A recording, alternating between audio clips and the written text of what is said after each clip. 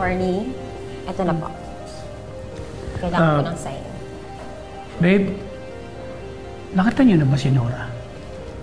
Bakit naman kasi nagkasalisihan pa kami? Don't worry po, Attorney. Mahanap din po natin siya. And besides, ongoing naman po yung investigation sa mga lawyers natin tungkol doon sa hit and run. Makikita niyo rin po siya soon. Saan ba ako pipirma? Dito po.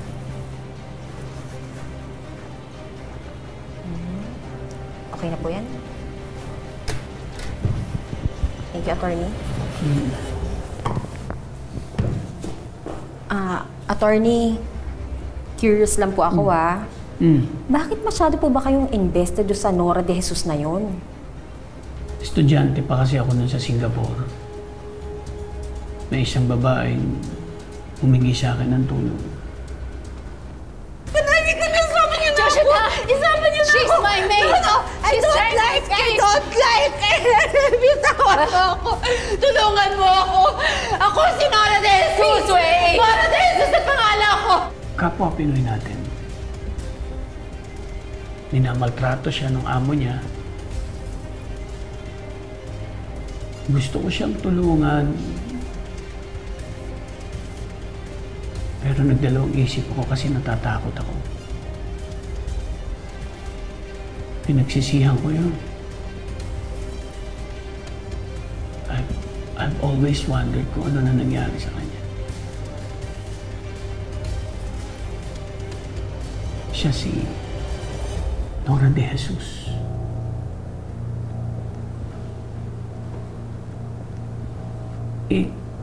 Naisip ko nga, kung natulungan ko siya noon, siguro nailigtas ko siya dun sa amo niya.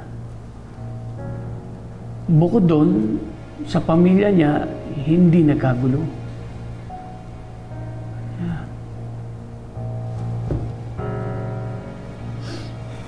Kaya, kung hindi ko siya natulungan noon, gusto ko siyang tulungan ngayon.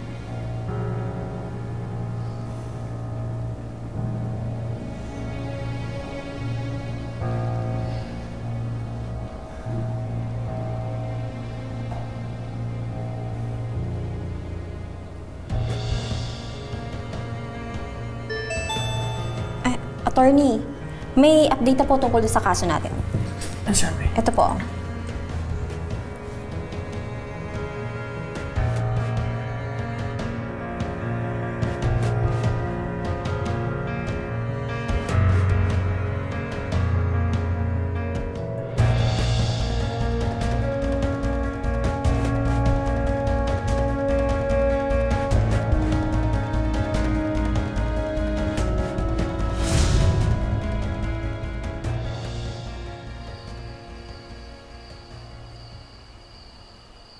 Blue?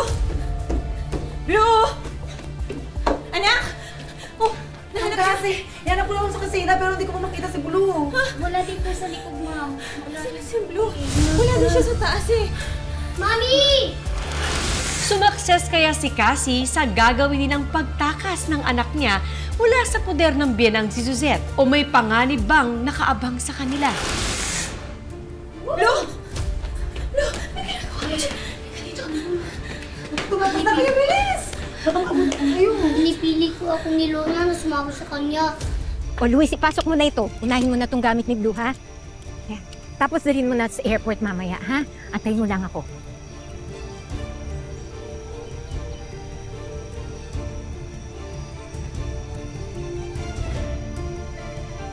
Hindi niya raw po kayo sasama.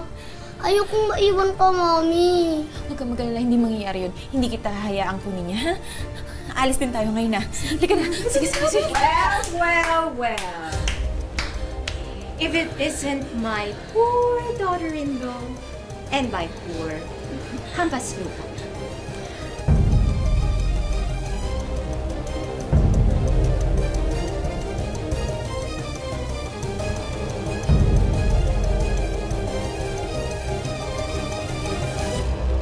Maraming salamat sa pagsama sa ating istorya sa Tadhana. Nakaka-relate ka ba sa ating mga bida? Nako, i-comment mo na yan para sa iba't ibang kwento na punong-puno ng pag-asa at inspirasyon. Mag-subscribe na sa GMA Public Affairs at YouTube channel.